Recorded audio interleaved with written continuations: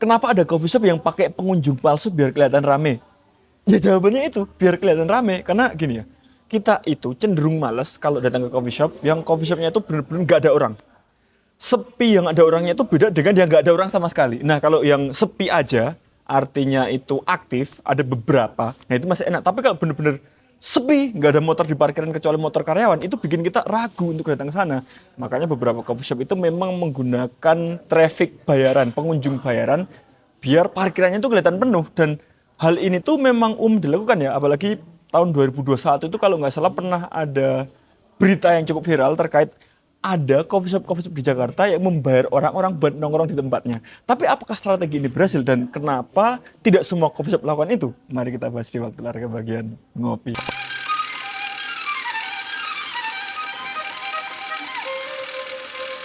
Akhirnya kita ditelan bumi lagi. Saya cukup lama nggak di sini. Oke. Sambil nunggu kopi kita membahas tentang itu traffic palsu. Ini sesuatu yang cukup lama mengganggu ya, mengganggu ingin aku bahas karena beberapa orang itu menganggap coffee shop yang baru buka dan langsung rame langsung bilang, wah itu pasti pengunjung bayaran gitu. Beberapa orang lain ada juga yang bilang, oh karena itu berhasil marketingin. Beberapa yang lain lagi, oh karena punya relasi banyak. Tapi beberapa yang lain bahkan nggak tahu sama sekali apa yang terjadi. Cuman fakta bahwa ada pengunjung bayaran di coffee shop itu memang benar adanya teman-teman. Karena dulu itu memang di Jakarta itu sempat ada, bahkan mungkin sampai sekarang, kita nongkrong ke coffee shop itu justru dibayar. Biar apa? Biar coffee shop itu kelihatan penuh. Biar coffee shop itu kelihatan rame. Karena kalau misalnya coffee shopnya itu kelihatan rame, maka orang-orang yang lewat pasti akan penasaran, tempat itu kok rame terus ya, coba yuk siapa tahu enak. Karena percayalah, kalau tempatnya itu rame, pasti di bayangan kita ada sesuatu yang membuatnya rame. Entah produknya enak, entah tempatnya enak, atau entah apapun. Pokoknya ada daya tawar yang menarik lah. Nah, kalau dari luar itu sudah kelihatan rame, ya wajar kalau orang-orang kemudian mulai tertarik untuk datang ke sana. Dan perlahan-lahan kalau misalnya sudah banyak pelanggan baru yang berdatangan, pengunjung asli yang berdatangan, mulai di stop pembiayaan pembelian jasa pengunjung bayaran. Cuman gini teman-teman, sebenarnya praktik itu tuh sudah umum di banyak hal. Di coffee shop kita ngomongin lah.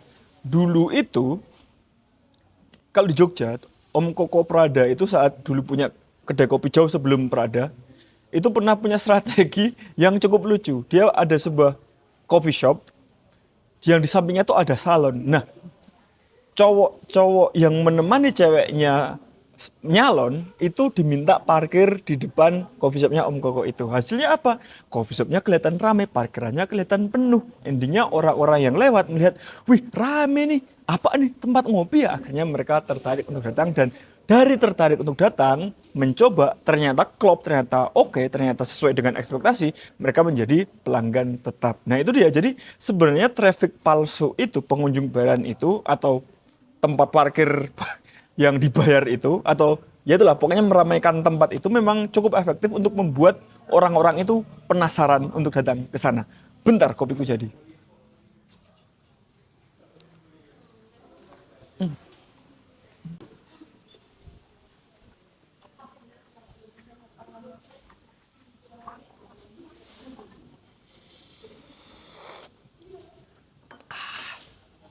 Arabica hot. Nah, sebenarnya itu memang strategi yang umum dilakukan biar kelihatan padat, kelihatan antri. Karena kalau kelihatan antri, kelihatan menarik nih, kopinya enak apa ya? Akhirnya orang-orang datang ke sana. Sebenarnya itu juga kurang lebih mirip dengan apa yang dilakukan oleh owner-owner coffee shop atau tim marketing coffee shop saat ada coffee shop yang baru buka, yaitu dengan cara mengundang kreator-kreator kecil, KOC kan sempat ngetren KOC, Key Opinion Customer, yang sebenarnya dia itu bukan content creator, dia hanya mas-mas dan mbak-mbak pada umumnya yang followersnya itu paling cuma 1000-an di TikTok maupun Instagram. Mereka itu diundang untuk datang ke coffee shop itu untuk ditraktir makan. Katakanlah sehari ngundang 40 untuk ditraktir makan. Berarti kan ada 40 mbak-mbak dan mas-mas pada umumnya yang followersnya itu cuma 1000-an itu datang ke sana dan foto dan membuat video kemudian diunggah. Kenapa strategi itu works? Karena orang-orang yang katakanlah mas-mas mbak-mbak yang followersnya itu cuma 1.000 atau bahkan di bawah itu kan teman-temannya itu deket kan. Jadi followersnya itu bisa dibilang teman-temannya sendiri kan, teman-teman deketnya kan. Jadi saat mereka nongkrong ke sebuah coffee shop, mereka teman-temannya itu pasti akan mikir, masa dia dibayar sih? Oh, kayaknya dia memang beneran nongkrong di situ.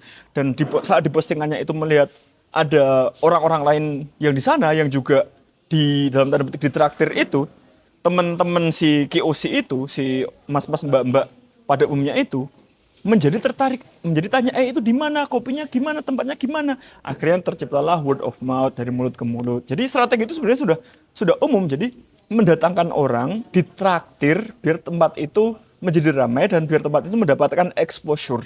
Dan itu nggak salah, bukan berarti kalau coffee shop itu menggunakan pengunjung bayaran atau traffic bayaran itu kemudian menjadi tidak enak. Enak dan enggak enak itu belakangan. Enak dan tidak enak itu dapurnya masing-masing. Yang penting itulah cara untuk coffee shop itu mendapatkan atensi baik dari pinggir jalan maupun dari media sosial. Kalau dari pinggir jalan ya kalau misalnya sehari bisa ngundang 40 sampai 100 di saat yang bersamaan kan kelihatan nih, atau bergantian kan kelihatan, oh aktif ya coffee shopnya, besok tertarik kemudian besok mampir. Enak atau tidak itulah yang kemudian akan menentukan nasib dari coffee shop tersebut. Kalau misalnya ternyata enak sesuai ekspektasi, mereka akan kembali lagi. Kalau tidak, ya udah, wassalam, bubar jalan itu endingnya.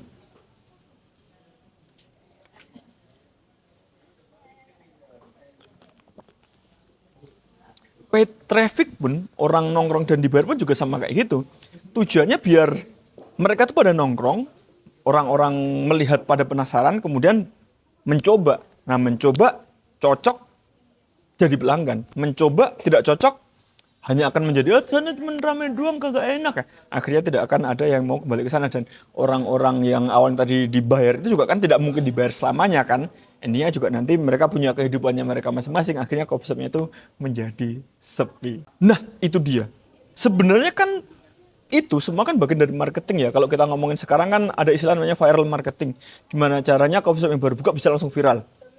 Bisa dengan cara ngundang KOL, bisa dengan KOC, bisa dengan macam-macam lah, iklan di sana sini lah. Nah, sebenarnya itu tuh berbahaya jika memang coffee shop itu belum siap. Karena viral atau tidak, rame atau tidak, itu tuh bisa berdampak baik dan buruk tergantung kesiapan coffee shop tersebut, tergantung produknya.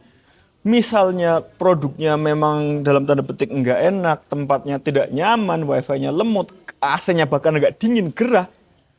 Mau menggunakan viral marketing apapun, paling cuma viral 5 hari, habis itu langsung menjadi sepi seperti sebelum-sebelumnya. Jadi itu ya, kalau misalnya memang mau bermain viral marketing, pastikan fondasinya memang sudah kuat dulu, produknya sudah enak, tempatnya nyaman, dan memang sudah sesuai dengan target. Nah ini dia, misalnya contohnya nih, menggunakan tag itu, membayar pengunjung. Tempatnya itu kelihatan feminim, kelihatan cantik banget, cewek banget. Tapi yang diundang malah mas-mas gondrong kayak aku. Tidak sesuai dengan brandingnya dong, endingnya itu akan menjadi mubazir. Jadi sesuaikan dengan, coffee shop ini kelihatanmu seperti apa, yang diundang itu harus yang sesuai dengan brandingan coffee shop tersebut, sesuai dengan konsepnya. Karena kalau tidak, itu akan menjadi percuma.